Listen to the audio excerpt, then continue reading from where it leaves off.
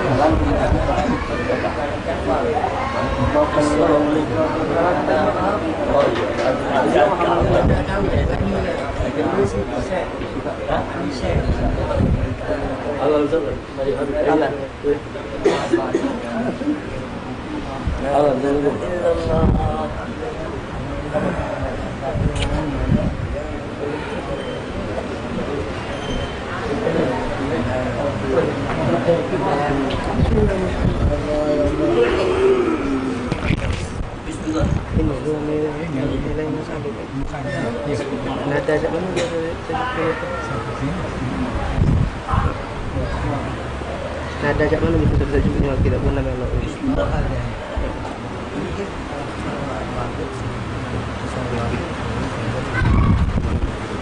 Iya.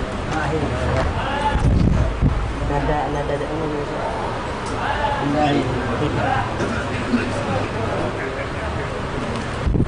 Ayo Ali nada ajak mana bisa.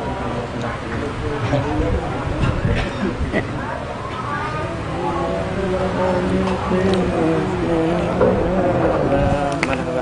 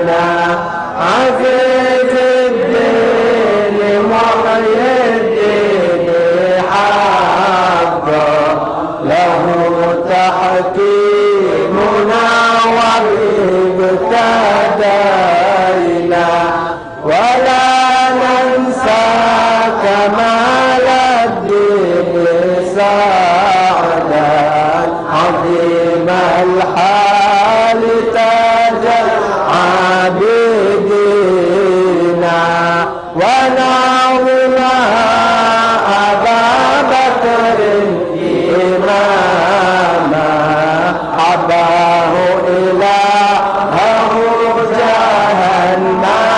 جهنمكينا بهم ندعو إلى المولى تعالى والقرآن يوم الحاضرين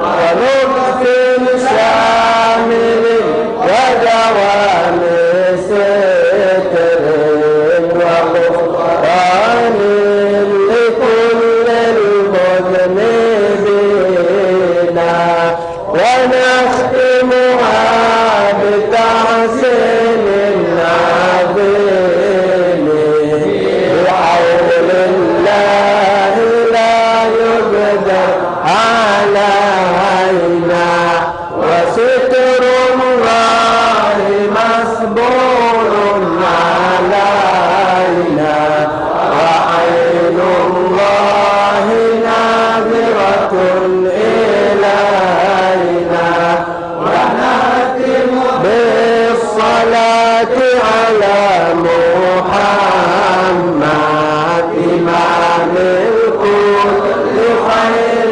الشافعين نسألك بالاسم الأعظم وجاه المصطفى فرج علينا.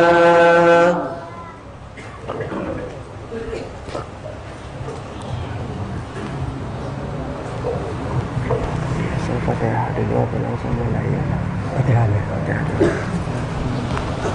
الفتح إلى جميع الأولياء والصلحاء وجميع حفاظ القرآن الكريم والمفسرين وأولياء الله الصالحين خصوصا إلى روح سيدنا وحبيبنا وشفيعنا رسول الله محمد بن عبد الله صلى الله عليه وسلم وآله وأزواجه وذريته وأهل بيته ثم إلى أرواح الأربعة المجتهدين ومقلدين في الدين ثم إلى روح سيدنا المهاجر إلى الله أحمد بن عيسى وابن عبيد الله ثم إلى روح سيدنا الفقيه المقدم محمد بن علي العلوي ثم إلى روح سيدنا الفقيه المقدم الثاني حبيب عبد الرحمن الصقر سيدنا محمد مولى التويله وأولاده الثلاثة عشر والمنتسبين إليهم ثم إلى روح الإمام القطب الحبيب عبد الله بن علوي بن محمد الحداد وتلميذه الحبيب أحمد بن زين الحبشي ثم إلى روح أبويا السيد محمد بن علوي المالكي والحبيب عبد الله بن عمر الشاطري والحبيب الحسن والحبيب سالم والحبيب أبو بكر والحبيب محمد مهدي أبناء الحبيب عبد الله بن عمر الشاطري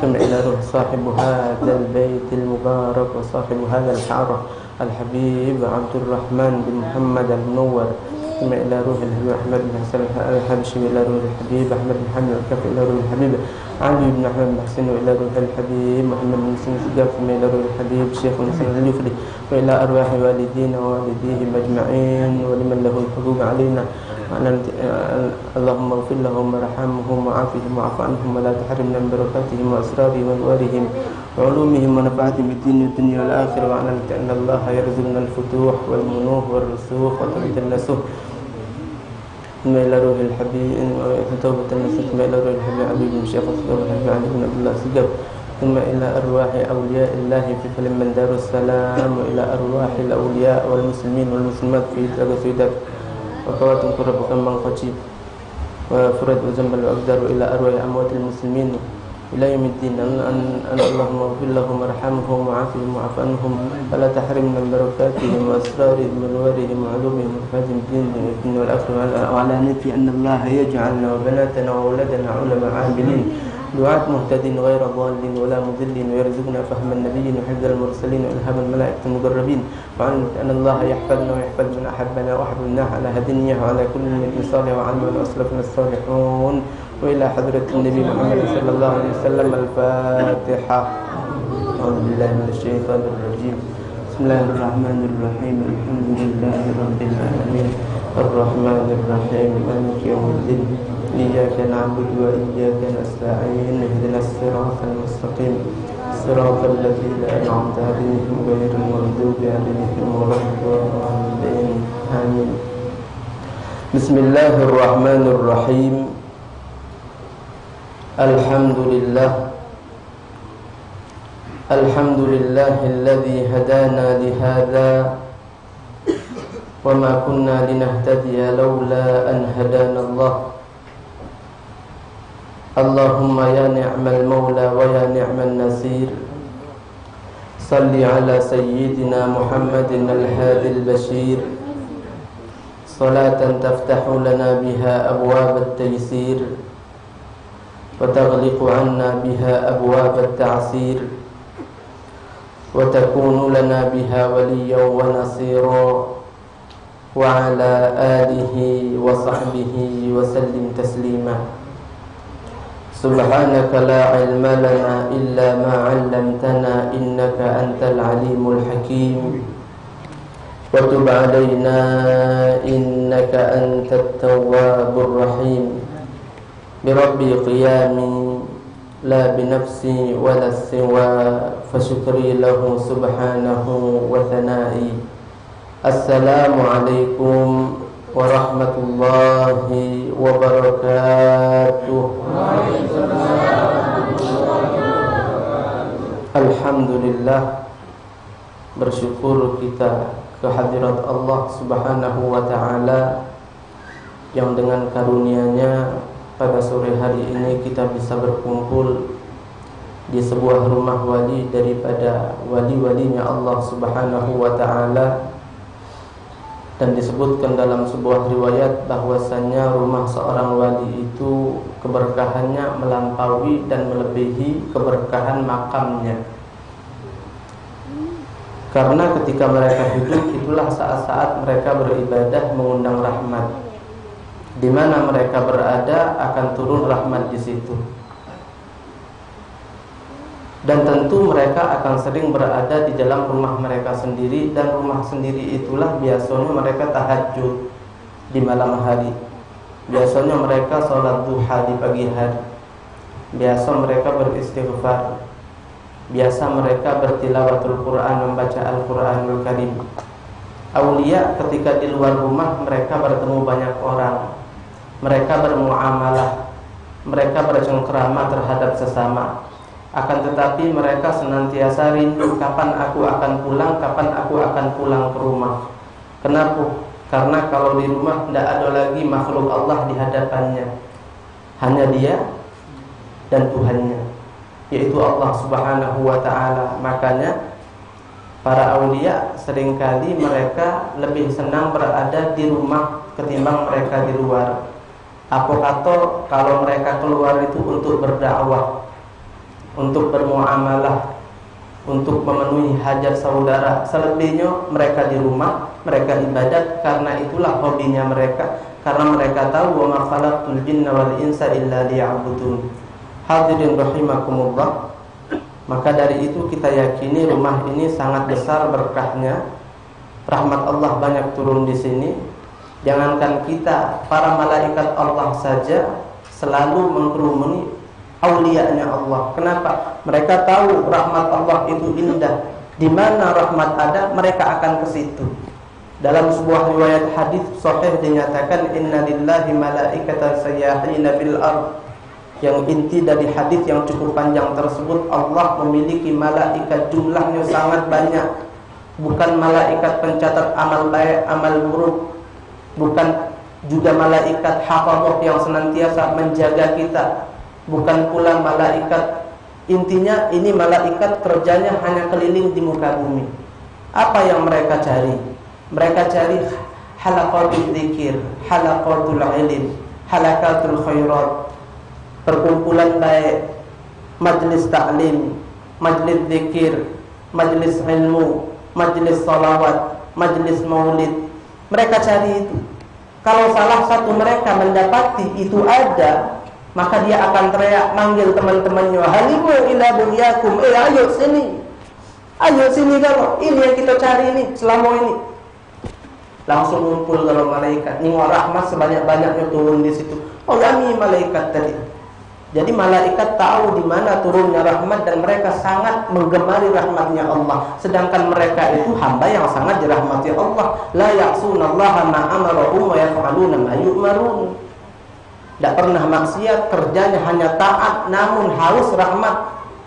Lah kalau kita nak dibandingkan dengan malaikat, titik persamaannya sama sekali.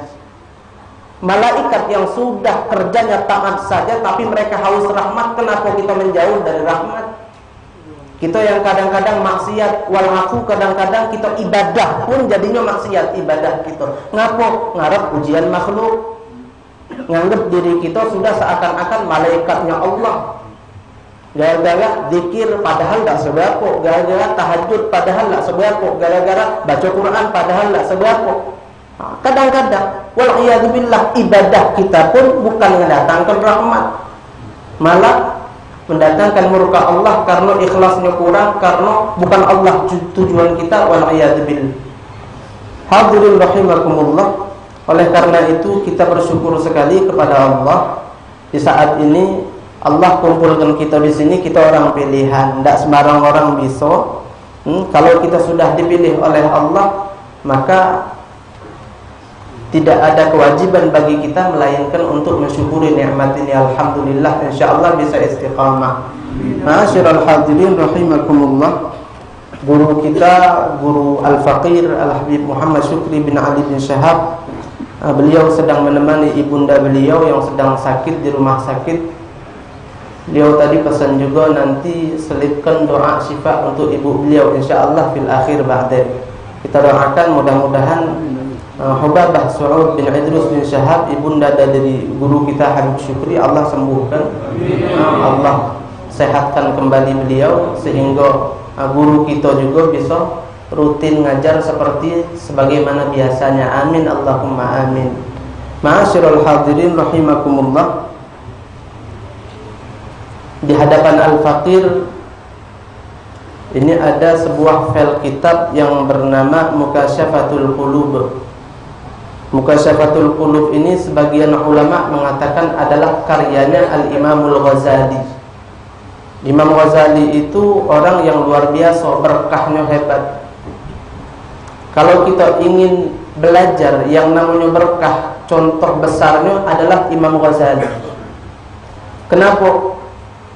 Saking hebat berkah yang beliau dapat dari Allah, karya-karyanya beliau tersohor, terkenal, dipakai, bermanfaat, bawa berkah.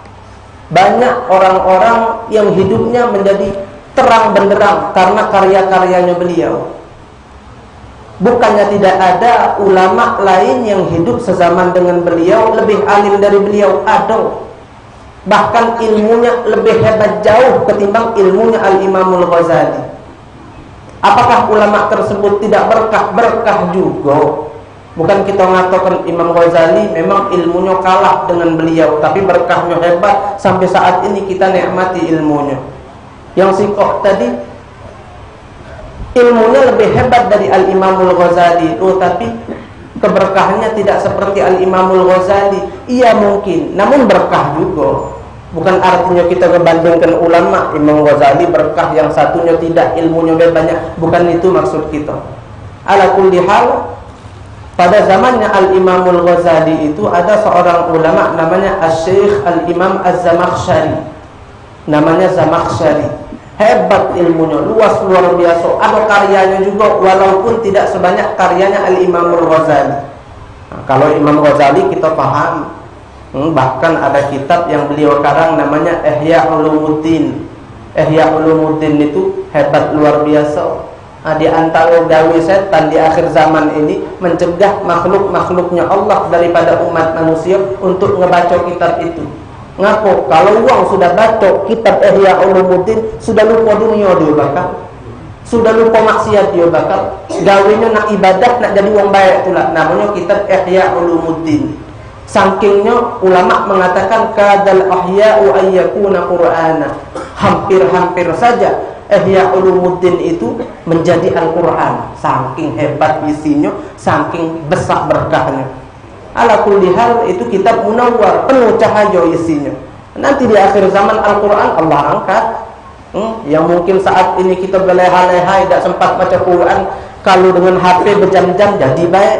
Ala kulli hal ya silahkan kita berleha-leha. Al-Quran kita biarkan saja ada di rumah tapi sampai berdebu, wala'iyadzubillah. Nanti Al-Quran Allah angkat, baru cak uang kebakaran jenggot kita. Ya Allah, Al-Quran katik lagi, aku pengen ngaji, aku pengen baca Al-Quran. Telah puluhan tahun Allah beri kepada kita Al-Quran, suatu saat Allah bakal baik itu. Kapan? Di akhir zaman, mudah-mudahan kita tidak ngalami. Jadi ala kulli hal nanti Al-Quran tidak ada lagi. Kita buka Al-Quran polos bersih katik tintanya. Oh, saat itulah mungkin kitab Ihya Ulumuddin yang akan tetap menjadi bimbingan hidup kita. Itulah hebat berkah yang Allah berikan kepada Al-Imamul Ghazali. Ini salah satu karyanya, namanya Mukasyafatul Qulub. Mukasyafatul Qulub kalau kita terjemahkan dalam bahasa kita adalah penyingkap tabir hati. Balik ke cerita tadi, ketika Al-Imamul Ghazali radhiyallahu ta'ala anhu sudah menjadi seorang ulama yang cukup tersohor di masanya, ada satu orang alim lagi namanya Al-Imam Az-Zamakhsyari. Dan ternyata Al-Imamul Ghazali yang sudah sangat tinggi ilmunya masih kalah kehebatan ilmunya dengan Al-Imamul Zamakhsyari tadi. Bukan orang yang bilang, masing-masing mengakui. Kenapa? Karena keduanya pernah berdebat. Ya debat ulama bukan cak kita. Kalau kita berdebat muter-muter katik landasan, faedahnya apa juga kita dah tahu. Cuman kalau ulama berdebat untuk menghasilkan ilmu yang bermanfaat untuk umat. Akhirnya singkat kata berdebatlah panjang lebar, macam-macam ilmu dibetulkan. Singkat cerita ujungnya menang Al-Imamul Ghazali. Wong bertanya, wahai Imam Ghazali, kaifa wajadta Az-Zamakhsyari? Bagaimana pendapat antum kehebatan ilmunya Imam Zamakhsyari? Imam Ghazali ngomong, jibal, gunung, hebatnya ilmunya. Anak tak kata apa-apanya ketimbang beliau. Itu kata Imam Ghazali dewek. Noh cuman antum menang. Iyo, Allah bantu anak. Berkat bantuan anak debat tadi tetap anak yang menang, walaupun ilmunya tinggian beliau. Subhanallah. Kemudian ditanya pula Al-Imam Az-Zamakhsyari, ya Al-Imam Az-Zamakhsyari, kaifa wajadta Al-Ghazali? Wahai Imam Zamakhsyari, bagaimana pendapat antum mengenai ilmunya Imam Ghazali? Tuwailib, kata beliau. Tuwailib itu santri yang masih kecil. Bukan Imam Ghazali ilmunya dikit, bukan, saking hebat ilmu yang beliau punya. Ngapa antum kalah? Naam, Allahu a'anahu alaihi. Allah tolong dia atas diriku, jadi dia menang. Lalu lihat, kita lihat bagaimana perbedaan ilmu kedua ulama ini. Dua-duanya hebat, tapi subhanallah yang satu lebih hebat. Dua-duanya berkah, tapi subhanallah yang satunya keberkahannya lebih hebat lagi, walaupun ilmunya dikalahkan dengan yang satunya. Jadi yang namanya berkah itu bukan mainan. Karomah. Keberkahan itu karomah. Kita lihat sendiri kisah Abu Hurairah kehausan. Akhirnya Nabi unjuk semangkuk susu. Beliau sudah nak minum, agak dulu. Ashabus Suffah panggil galo-galo. Ashabus Suffah itu orang-orang fuqara dari kalangan sahabat Nabi di Madinah. Mereka tidak punya rumah. Nak makan dak katik gawe. Yang ada makan tu dari Nabi, dari sahabat-sahabat yang kaya. Tinggalnya di mana? Di masjid. Di mana? Di masjid. Berarti tidur di masjid. Iya. Cuman tidak ngotori. Ada di pojokan Masjidin Nabawi ketika itu, di belakang kali-kali ada camben kecil. Permukaan lantainya sedikit lebih ditinggikan, mungkin dengan kayu, mungkin dengan apa, wallahu a'lam. Itu namanya suffah amben. Disitulah mereka tinggal. Makanya mereka namanya Ashabus Suffah, 18 wong. Panggil galo-galo, kata Nabi. Abu Hurairah, dak lemak-lemak. 18 ikut kawan aku ni. Perasaan yang sampai terpucat kelaparan ni aku. Nabi unjuk susu ni karena aku juga. Cuma nak aku lihat Nabi suruh panggil kawan-kawan, panggil baik. Gelisah Abu Hurairah. 18 wong habis baik sedengat aneh. Kawan ni lah kalau segala misal di beliau kan. Akhirnya dipanggil sikok-sikok, "Unjuk minum sikok-sikok temanmu," kata Rasulullah. Akhirnya satu kenyang, yang kedua kenyang, yang ketiga kenyang. Gelisah Abu Hurairah tadi mulai berkurang. Ngapok? Cak tak bergerak susu ni. Ini minum ni, anak main-main kawan ni. Cuman kenyang ni yang kata. Yang keempat sampai habis kelar, tidak berenggut. Itulah berkat. Kemudian beliau pula, sekarang engkau, kata Rasulullah sallallahu alaihi wasallam, minumlah Abu Hurairah tadi. Senang hati, alhamdulillah tidak terjugat. Minum dikit, minum lagi, kenyang. Sudah ya Rasulullah, tambah kata Nabi. Dipaksakan lagi, sudah ya Rasulullah, tambah lagi. Dipaksakan lagi, sudah ya Rasulullah, tambah lagi. Kalau ku lanjut muntah ya Nabi. Atik lagi sisa, full sampai dado sudah susu. Ya sudah, kata Rasulullah, sekarang giliranku. Itu susu sedikit. Nabi berarti 19 atau 20 orang kenyang, susu tidak berenggur dikit pun. Itulah berkah. Jadi berkah rumah ini insya Allah kita dapat. Dalam bentuk apa? Wallahu a'lam, terserah Allah. Itu bukan urusan kita. Yang penting dapat berkahnya. Dalam bentuk apa? Terserah engkau ya Allah. Mungkin keberkahannya akan didapatkan anak-anak kita jadi wong baik kan? Mungkin keberkahannya didapatkan oleh kita dewek sampai wafat kita jadi wong baik. Mungkin keberkahannya Allah berikan ke harta yang kita punya sehingga harta kita bukan buat kita lupa dari Allah. Bikin tambah dekat dengan Allah Ta'ala. Intinya berkah insyaAllah. Amin. Allahumma amin. Ma'asyiral hadirin rahimakumullah. Itulah berkah dan pacak diceritakan dengan logika. Masalah berkah itu urusan Allah. Jadi bukan logika kita yang pacak memahaminya, tapi hati kita yang penuh iman. Bukan dengan logika, tapi dengan iman. Contoh lagi, Al-Fakir teringat dua hewan ini kalau mahas berkah tu ingatnya ke situ itulah. Ada dua hewan yang sikok namanya anjing. Yang kedua kambing. Anjing ini tidak berkah, kambing ini berkah. Ini akan kita angkat sehingga kita lebih bisa memahami lagi seperti apa sih keberkahan itu sebenarnya. Jadi anjing tidak berkah, kambing penuh berkah. Apa sebab? Karena si kambing bangun malam sebelum subuh.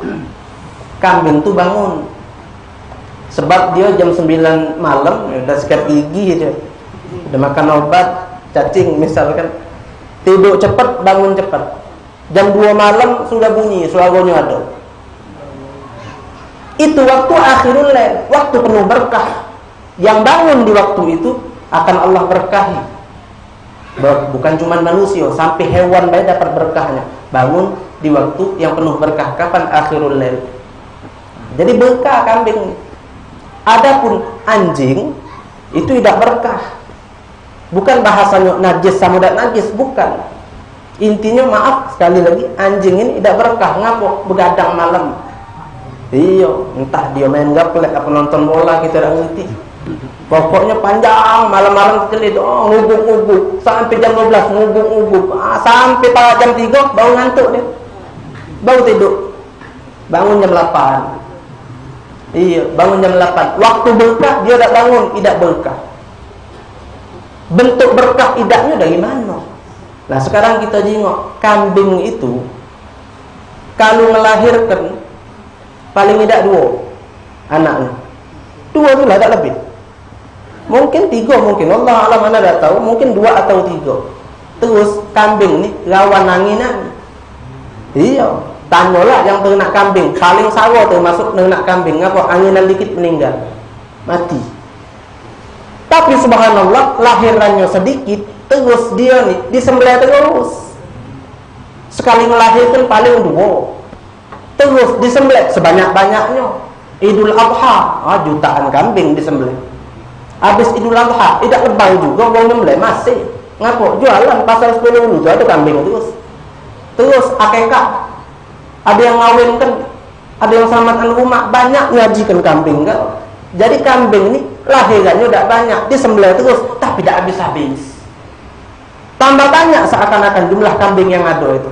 Itulah berkahnya di situ. Adapun anjing tidak berkah. Sekali melahirkan 5 pacak 6 ekor. Pacak sampai 6 sekali lahirkan anjing itu. Disembelih tak? Tidak. Panjang umur kan loh itu. Lah terus kejiwaan mana yang lebih banyak? Kambing terasa lebih banyak. Anjing tak pula kejiwaan gini. Apakah sedikit? Wallahu a'lam. Nah itulah yang sikok berkah, yang sikok tidak. Nak jelaskan menurut logika kita sulit, tapi itu adalah fakta dan kenyataan yang ada. Hadirin rahimakumullah, Al-Imamul Ghazali penuh berkah hidupnya, penuh berkah ilmunya, sampai saat ini kitab beliau dipakai, dipelajari, diamalkan di mana-mana. Kadal ihya'u ayyakuna qur'ana. Mudah-mudahan sekali lagi kita berdoa agar Allah Subhanahu wa taala tak haramkan kita dari keberkahan rumah ini, dari keberkahan pemilik rumah ini, dari keberkahan semua hadirin yang ada saat ini bersama kita, wabil khusus syaban. Kita juga minta kepada Allah agar Allah senantiasa jaga mereka semua dari mara bahaya. Allah panjangkan umur mereka, Allah selalu sehatkan mereka, Allah biarkan mereka itu dalam jangka yang panjang terus hadir di majelis kita, biar kita nikmati berkahnya. Amin ya rabbal alamin. Hadirin sekalian, kitab Mukasyafatul Qulub yang ada di hadapan Al-Faqir ini yang akan kita baca, bab di dalamnya adalah bab sabar, bab sabar. Bahasa Arabnya sabar itu sama, as-sabru. Mungkin atau kemungkinan besar ya kita yang nyaplok bahasa Arab, bukan orang Arab nyaplok bahasa kita. As-sabru, kesabaran. Al-Imam Al-Ghazali menyatakan di sini, man arada ayyan jua min adabillah wa yanala thawabahu wa rahmatahu wa yadkhula jannatahu falyanha nafsahu an syahawati dunya wal yasbir ala syada'idiha wa masaibiha. Kesimpulannya, siapa orang yang ingin selamat dari adab dan murkanya Allah dan ingin mendapatkan banyak rahmatnya Allah, banyak pahala dari Allah, dan pengen masuk surga, apa dia resepnya? Tahan syahwat diri dan banyak-banyak bersabar ketika menjalani hidup. Jadi orang yang mampu bersabar dalam menjalani kehidupan itu berarti uang itu calon surga. Itu kata Al-Imamul Ghazali. Dalam ayat beliau menukil di sini, wallahu yuhibbus sabirin. Dan Allah Ta'ala mencintai hamba-hambanya yang bersabar. Dalam kehidupan itu akan selalu ada yang namanya musibah. Ada hal yang tak kita demen. Tidak mungkin hidup kita tuh langgang-langgang baik lurus, katik cerita apa-apa indah baik, sesuai kendak kita terus, sesuai rencana kita terus. Tak katik hidup macam itu. Dah usahakan di alam nyata, di filem baik tak katik yang macam itu. Padahal film terserah sutradara nak mau cak mana, apalagi di alam nyata. Nah itulah namanya hidup. Jadi intinya ketika kita merasa ada ujian, itu wajar. Memang cak itulah hidup, naik turun. Kalau naik turun masih hidup kita tuh berarti kita hidup masih. Jingoklah di rumah sakit tuh. Kalau naik turun apa tandanya? Masih hidup. Kalau udah lulus datang meninggal udah. Itulah hidup kita. Kalau datang berarti kita tuh tidak ada hidup lagi sudah. Iya, sudah meninggal. Seperti itulah kehidupan. Selalu siapapun. Makanya kalau kita merasa berat hidup, jangan kecil hati. Kenapa? Seperti itulah hidup. Dan yang perlu kita sadari, bukan kita dewek, kita tak kedewekan. Sisip dikit nepak kawan sebelah kanan, pak, sama cak kita buat hidupnya. Apakah itu pertanda buruk? Tidak. Apakah itu pertanda Allah tidak cinta kita? Tidak. Apakah Allah itu ingin menyulitkan kita dan membenci kita? Tidak. Nah itu kadang-kadang kita ini galak baperan. Baper tuh bahasa budak zaman ini, galak ke bawah perasaan. Gasonya tuh, oh duit inilah adanya. Punya kawan galak nyawa ke galau. Misal si anu tu berhutang lah 2 bulan, kaget-kaget terus. Masih bujang pula. Sedih perasaan. Padahal aku pengen beli ini, pengen beli itu. Sulit rasanya hidup ini. Walaupun tidak ada nyeplos lewat lidah, misal. Ala kulli hal, seperti itulah hidup. Dan kita tidak seorang diri. Semua orang merasa iya kesulitan macam-macam. Kita judulnya A, si fulan judulnya B. Si fulan itu judulnya B, orang lain lagi judulnya C. Bukan artinya ketika itu terjadi pada kita berarti Allah ini tidak menjaga dengan aku nih. Itu hati-hati. Itu ujian dari Allah. Ketika kita merasakan kesulitan dalam hidup, apa yang ada dalam hati? Kita tahu betul semua yang ada itu ketentuan Allah. Dan ternyata ketentuan dalam hidup kita kadang-kadang ada yang pahit. Apa dugaan kita kepada Allah? Mungkin Allah nih tidak demen dengan aku. Mungkin Allah nih sengaja nak nyulitkan hidup aku. Seperti itu atau tidak? Kalau seperti itu, wal'iyadzubillah, berarti hati kita gelap. Dan faktanya itu bukan tolak ukur kecintaan Allah kepada kita atau kebencian Allah kepada kita. Bukan itu. Tolak ukur atau barometer Allah cinta atau tidak kepada kita, kita sholat, ngaso tak ngadep Allah. Kalau kita sholat, tidak ngaso Allah di hadapan kita, berarti Allah berpaling dari kita. Tuh Allah benci dengan kita. Kalau berbulan-bulan tidak tercekan di Quran, berarti Allah benci dengan kita lalu. Kalau maksiat masih susah untuk kita tinggalkan, berarti memang Allah tidak ingin kita dekat-dekat dengan Allah. Kalau ke masjid masih sulit, berarti memang Allah tidak ingin kita mendekati Allah. Itu barometer, itu patokan dan ibadah kita cak mano. Adapun mengenai cerita hidup, itu bukan patokan Allah cinta atau tidak. Yang lebih sulit dari kita banyak, bahkan mereka orang-orang yang dicintai oleh Allah. Jingok dewek Nabi Muhammad sallallahu alaihi wasallam.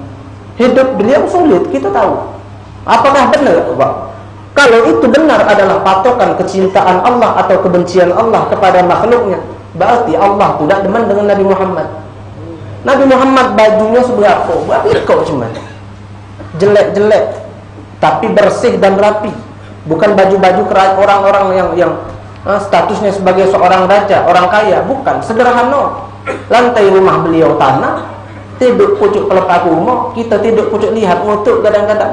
Kapan terbeli spring bed tebal Rasulullah dulu tidur pucuk tanah cuman pakai tikar yang terbuat dari pelepah korma. Itu Nabi Muhammad. Ala kulli hadirin rahimakumullah, 2 hari kadang tidak makan Nabi. Sampai kadang-kadang 3 hari tidak makan. Kita ada kata yang sanggup hidup cah itu. Kalau kita mengalami itu, ya salam, alangkah sedih hati kita mungkin. Tapi Rasulullah alami itu semua. Apakah itu tanda Allah tidak demen dengan beliau? Tidak. Justru ketika kesulitan itu tiba, ujian Allah datang, itu tanda Allah itu menguji kita karena ia cinta kepada kita. Karena kita ni umat manusia, kalau hidup lemak terus, lupa, lalai, ngelantur, lupa diri sampai kadang-kadang. Tinjau kesulitan, biar apa? Ya Allah, aku kurang istighfar caknya. Ya Allah, aku kurang ibadah caknya. Ya Allah, aku kurang bangun malam caknya. Ya Allah, aku kurang munajat caknya. Ya Allah, mungkin ikhlasku dalam beribadah masih kurang. Itu tujuan Allah, agar kita ini yang ia cintai mau merengek sujud di hadapannya lagi. Itu adalah cara-caranya Allah untuk bikin kita mendekat kepadanya. Makanya kadang-kadang kesulitan ada, jangan kita salah paham. Itu caranya Allah untuk menarik kita dengan kelemah lembutan darinya untuk mendekat kepadanya. Ada lagi orang yang Allah tarik untuk berjumpa lagi dengannya dengan cara yang seram. Iya, bertahun-tahun maksiat gak kelar-kelar, akhirnya jantung, kecelakaan, kakinya putus, amputasi, baru tobat. Masih beruntung. Ngapa Allah ingin dia kembali kepada Allah. Ada lagi yang sampai wafat model itulah. Intinya kesulitan yang ada seringkali itu adalah cara-caranya Allah untuk kita mendekatkan diri lagi kepadanya. Alhamdulillah. Kalau kita paham ini, ya salam, hidup kita alhamdulillah pula katik lain. Tidak perlu nak bersabar dalam hidup. Ngapa? Segala apa yang Allah tentukan dalam kehidupan aku ternyata kebayaan untuk diriku sendiri. Terlebih lagi kebayaan untuk di akhirat nanti. Berarti Allah itu taunya cuma memberi. Bahkan kadang-kadang Allah mengambil sesuatu dari kita untuk memberi hal yang jauh lebih besar dari apa yang dia ambil. Kita tidak tahu. Al-Imam Ibnul Jauzi mengatakan, kalau kita tahu hakikat apa yang Allah berlakukan dalam kehidupan kita, hati kita bakal terbelah-belah. Saking kita itu kagum dengan kebayaan Allah. Ma'asyiral hadirin wal hadirat, ikhwan akhwat rahimakumullah. Jadi kalau kita mampu untuk bersabar, maka Allah akan menjadikan kita orang yang Ia cinta. Wallahu yuhibbus sabirin. Tapi tingkatan tadi macam-macam, balik-balik. Ada orang yang mampu bersabar, ada orang yang tidak perlu bersabar. Ngapa? Karena semuanya keindahan. Bahkan di balik ujian pun ada keindahan yang besar. Berarti hidup aku cuma nak bersyukur itulah. Menjalani hidup tidak perlu bersabar. Bersyukur. Makanya Allah lebih mencintai orang yang pandai bersyukur ketimbang orang yang pandai bersabar. Tahu dari mana? Al-Quran. Walaupun tidak secara sharih, apa kata Allah? Wa qalilun min ibadiyas syakur. Sedikit sekali hambaku yang pandai bersyukur. Kalau orang-orang yang pandai bersabar, tidak pernah Allah ungkap di dalam Al-Quran mereka jumlahnya sedikit, tidak pernah. Untuk jadi orang yang mampu untuk bersabar itu jauh lebih mudah ketimbang orang yang pandai bersyukur. Ngapo? Karena orang bersabar itu berarti lagi dapat ujian. Biasanya balik itulah.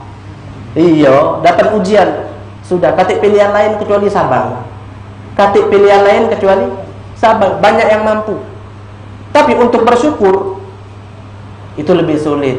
Bayangkan, kesehatan kita ada, badan sehat, harta banyak, lagi belaga, umur masih muda, utang tak ganti. Bayangkanlah. Nah apa lagi? Kira-kira kalau ibadah nak ngapui? Untuk apa ibadah? Untuk mengharap apa lagi? Semua udah lengkap. Sehingga orang-orang yang semacam itu tidak jarang mereka lupa dengan Allah yang telah memberi itu nikmat. Contoh Qarun, luar biasa, harta melimpah. Akhirnya apa? Diminta dikit baik untuk zakat, malah sampai Nabi Musa dituduhnya dengan tuduhan yang tidak-tidak. Akhirnya senjata makan tuan. Dia ditilap bumi, habis sampai sekarang. Innama utituha ala ilmin indi. Ngasai hebatnya gawe aku selama ini nih. Pengas kinget banteng tulang, aku pintar cerdas patak ngasilkan harta banyak. Itu kata dia. Tidak bersyukur lah intinya. Iya. Sehingga apa? Untuk jadi hamba yang pandai bersyukur itu lebih sulit lagi. Sehingga kata Allah mereka sedikit. Kalau barang sudah sedikit, antik tak? Antik. Mahal tak? Mahal. Dugan lagi banyak, murah. Kita lewat pasar 10 dulu, dugan ngambung, tak puluh lagi no. Banyak. Tak ke mampir Mbak Sianu beli kena dugan. Mampir Mbak Sianu beli kena dugan, banyak ngambung, turun harga. Kalau sudah barangnya dikit, mulai apapun. Kalau sudah jalan, ini barang langka. Walaupun gunung tidak semak mana, harga bakal naik. Tinggi harganya. Yang anggon, kalau bahasa Palembang anggon. Siapa yang anggon? Yang lebih anggon. Orang yang pandai untuk bersyukur. Jadi makom orang dalam menjalani hidup, ada orang yang pandai bersabar, ada orang yang pandai bersyukur. Mana yang lebih anggon? Yang pandai bersyukur, karena Allah mengatakan mereka jumlahnya sedikit. Wa qalilum min ibadiyas syakur. Ala kulli hal, hadirin rahimakumullah. Satu hal lagi, ketika kita menjalani hidup ini akan terus ada ujian. Setelah satu ujian berlalu akan ada ujian baru lagi terus sampai kita wafat. Seperti itulah yang namanya pola kehidupan. Jangan heran. Intinya ketika kita merasa sulit, kalau pacak bersabar jadilah. Kalau lebih hebat lagi dari bersabar, jadi hamba yang bersyukur. Logikanya sudah kita jelaskan. Ala kulli hal, kadang-kadang ketika ujian itu ada, kita juga butuh tempat curhat. Nah, ini yang perlu kita pelajari. Apa? Ilmu curhat dengan Allah. Cak mana caranya? Baik wudu. Habisnya ngadep kiblat, nutup aurat, baju rapi, takbiratul ihram, Allahu akbar, salat. Makanya jangan heran dan sangat wajar kalau di dalam Al-Quran Allah mengatakan nyalami hidup ni minta tolongnya dengan apa? Dua hal kata Allah. Wasta'inu Bisabri wassalah. Mintalah pertolongan dengan dua hal. Pertama apa? Sabar dulu. Hati kita sabar itu. Jangan ngedugo yang tidak kepada Allah. Yang kedua, sholat. Ngapa harus sholat? Ngadep Allah. Mukmin itu adalah orang paling kaya. Ngapa? Karena dia mampu ketemu dengan Allah ketika mereka masih hidup di atas dunia. Apa caranya? Salat. As-salatu mi'rajul mu'minin, kata Nabi. Salat itu adalah mi'raj. Mi'raj itu adalah pertemuan hamba dan Allah. Siapa yang bisa melakukan itu? Al-mu'minin, orang yang punya iman. Kesulitan kita rasakan, cepat-cepat mbek wudu, semayang, ngadep Allah, curhat sepuas-puasmu. Nak nangis, apapun ungkapkan, yakin Allah dengar pasti. Tak usah kita curhat, Allah tahu keadaan kita. Iya, tak perlu curhat, Allah tahu. Cuma nunjukkan di situ. Kalau kita ketika sulit, baliknya kepada Engkau ya Allah, tolong bantu. Dan yakin satu kesulitan Allah punya miliaran solusi untuknya. Kebalikan dengan hal orang yang biasanya curhatnya dengan makhluk. Masalah cuma ada sih kok curhat dengan dia, nambah masalah.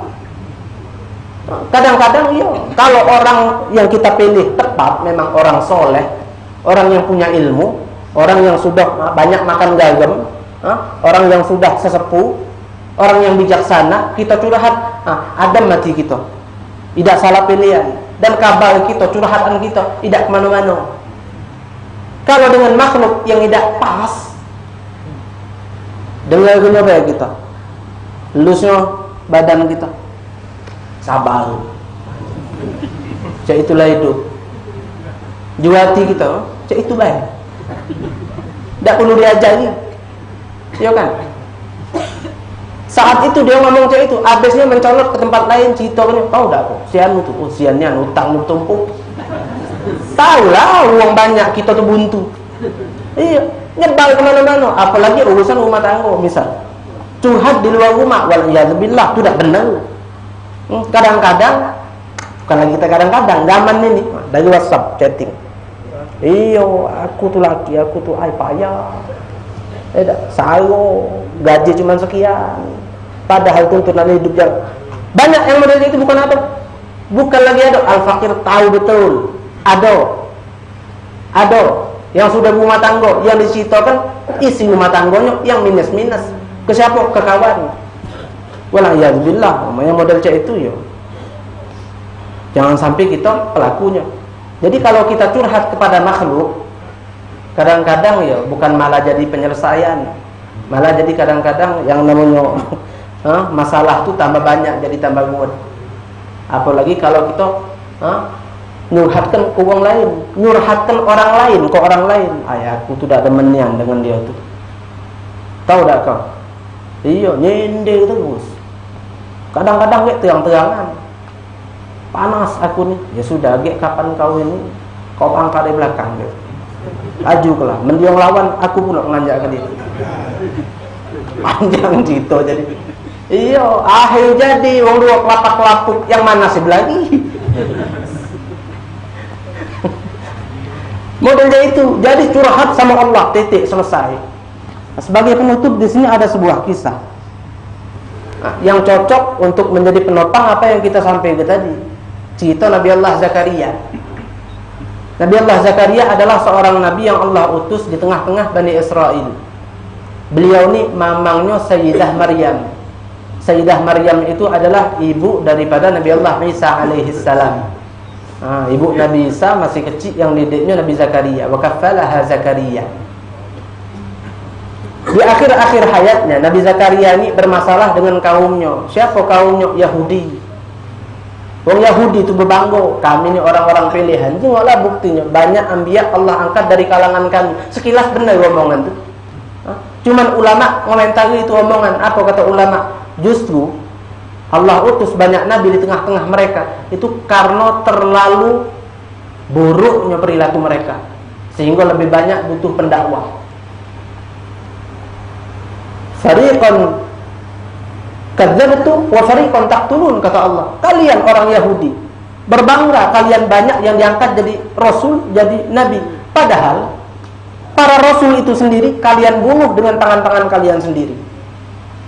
Berambok, kami banyak nabi di tengah-tengah. Padahal tidak sedikit nabi mereka itu mereka sendiri yang bunuh. Di antaranya Nabi Allah Zakaria ini. Nabi Zakaria lari dari kejaran kaumnya. Lari, menyelamatkan diri. Itulah ujian dakwah di zaman dulu. Nak dibunuh. Akhirnya dengan mukjizat dari Allah tentunya Nabi Zakaria magai sikok batang besar. Pohon, terbelahlah engkau, aku ingin bersembunyi di dalammu. Mukjizat. Terbelah batang tadi dua. Masuk Nabi Zakaria. Tertutup lagi akhirnya pohon tadi. Sudah pohon tadi tertutup, setan berperan.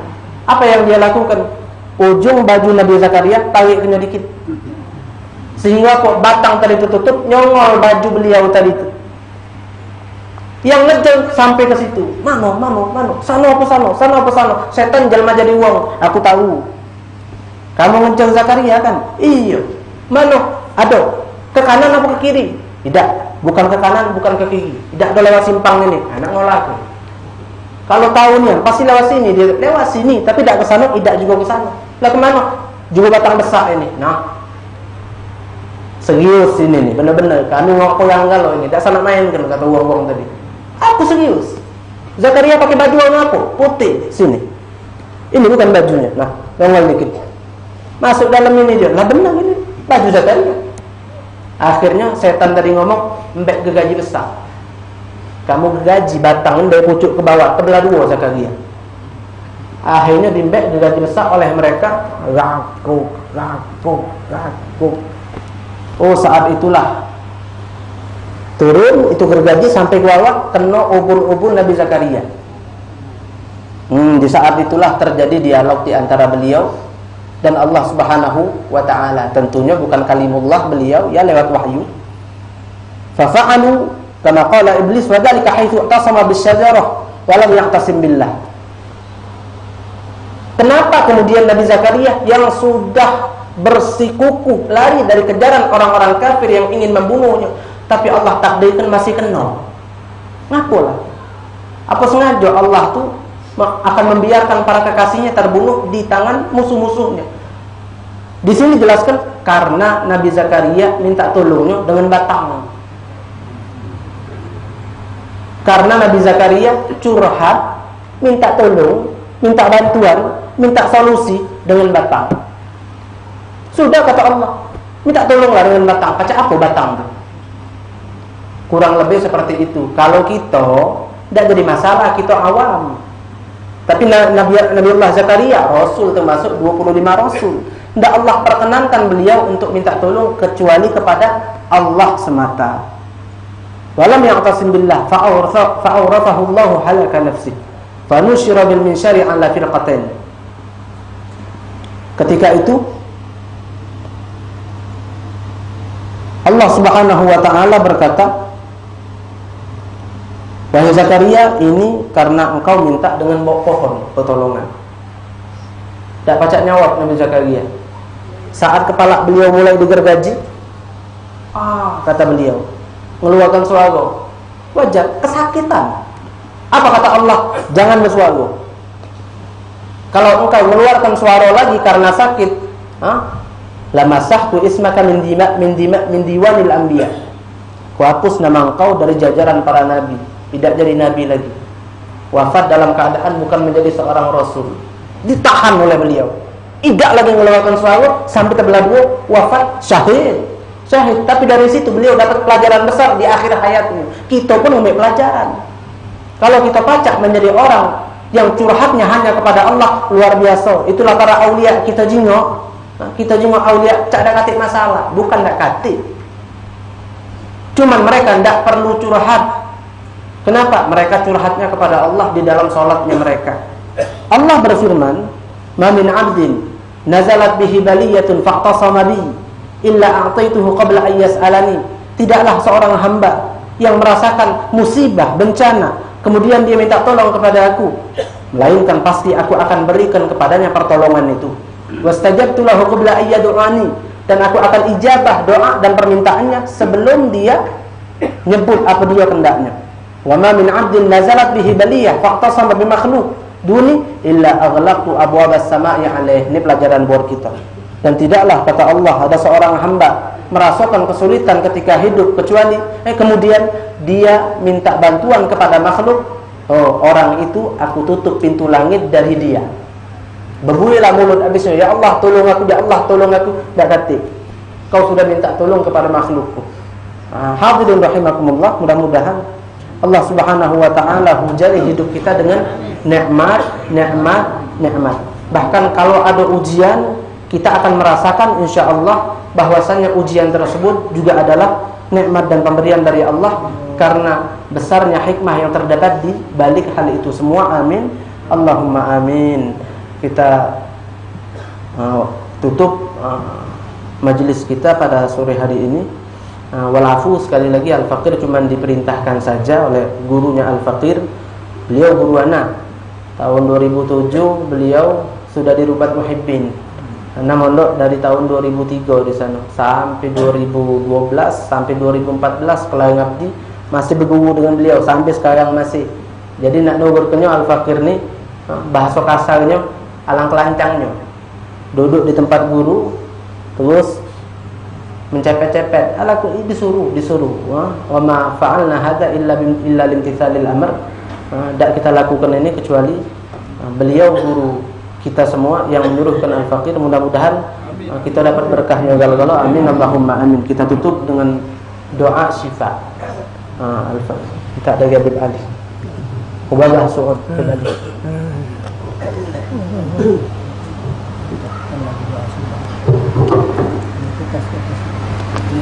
Ini kan.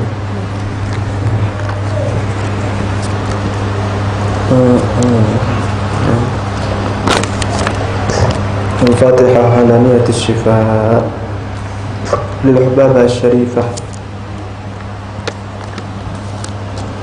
الشريفة سعود بنت عدروس بن شهاب وللأخ باتنا بن كلمة علمت أن الله يشفيهما شفاء عاجلا لا يغادر بعدها سقما ولا ألما. على هذه النية وعلى كل نية صالحة وعلمنا وأسلافنا الصالحون وإلى حضرة النبي محمد صلى الله عليه وسلم. الفاتحة. أعوذ بالله من الشيطان الرجيم. بسم الله الرحمن الرحيم. الحمد لله رب العالمين الرحمن الرحيم وإياك نستعين.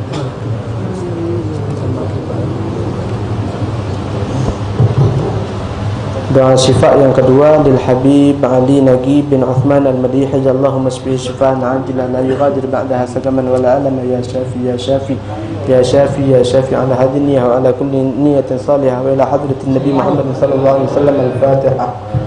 Billahi minasyaitonir rajim. Bismillahirrahmanirrahim. Alhamdulillahi rabbil alamin. Ar-Rahmanir Rahim. Maliki yaumiddin. إياك نعبد وإياك نستعين اهدنا الصراط المستقيم صراط الذين أنعمت عليهم غير المغضوب عليهم ولا الضالين. بسم الله الرحمن الرحيم. الحمد لله رب العالمين. اللهم صل وسلم على سيدنا محمد وعلى آل سيدنا محمد. وإذا مرضت فهو يشفين وإذا مرضت فهو يشفين وإذا مرضت فهو يشفين وإذا مرضت فهو يشفين وإذا مرضت فهو يشفين وإذا مرضت فهو يشفين وإذا مرضت فهو يشفين. اللهم اشفهم شفاء عاجلا لا يغادر بعدها سقما ولا ألما. يا شافي يا شافي يا شافي يا شافي يا شافي يا شافي يا شافي اشفهم شفاء عاجلا لا يغادر بعدها سقما ولا ألما. بحق ربنا آتنا في الدنيا حسنة وفي الآخرة حسنة وقنا عذاب النار. وصلى الله على سيدنا محمد وعلى آله وصحبه وسلم والحمد لله رب العالمين. Terus yang terakhir, Al-Faqir ingin menyampaikan pesan dari salah satu guru kami, guru kita semua, Al-Habib Al-Ustadz Umar bin Muhammad Al-Munawwar. Beliau berpesan untuk mengingatkan kepada jamaah sekalian yang ada di majelis ini, bagi siapa yang mau berdonasi untuk pembangunan kampung sholawat, bagi siapa yang mau berdonasi untuk pembangunan kampung sholawat. Ada musolanya sudah hampir jadi 80% mungkin sudah. Terus akan ada pondok pesantren di sana. Al-Faqir dengar juga akan ada rumah tahfidz dan lain sebagainya. Auto yang kita perlukan saat seperti inilah yang sebenarnya auto kita. Adapun yang kita pakai buat hal lain untuk pribadi itu tidak bakal jadi apa-apa. Ala kulli hal, mudah-mudahan Allah gerakkan kita semua untuk menjadi hamba-hambanya yang rajin berinfak di jalannya. Amin Allahumma amin. Terakhir ada undangan haul. Undangan haul Hubabah Asy-Syarifah Al-Waliyah Ummu Kulthum bin Syekh Abu Bakar bin Salim. Kalau kita kenalnya biasanya kedai acum, Saga Acum, Allah ya, di daerah 13 Ilir, tanggal 31 Desember. Tanggal 31 Desember. Silahkan diramaikan, ajak orang-orang yang kita kenal. Mungkin hanya ini walafu minkum, jam 10 sampai 12. Sampai dengan selesai. Wallahu a'lam. Assalamualaikum warahmatullahi wabarakatuh. Bismillahirrahmanirrahim. Alhamdulillahi rabbil alamin. Allahumma salli wa sallim ala sayyidina Muhammad wa ala ali sayyidina Muhammad. Ya Rabbana a'tarafna bi'annana jtarafna wa annana asrafna على لظى أشرفنا لا تب علينا توبة واغفر لكل حوبة واستر لنا العورات وآمن الروحات واغفر لوالدينا ربي ومولودينا والآل والإخوان وسائر الخلان وكل ذي محبة أو جيرة أو صحبة والمسلمين أجمع آمين ربي أسمع فضلا وجودا منا لا باكتساب منا بالمصطفى رسولي نحظى بكل سولي صلى وسلم ربي عليه عز الحبيب وآله وصحبه عند قش السحب والحمد لله في البدء والتلاهي.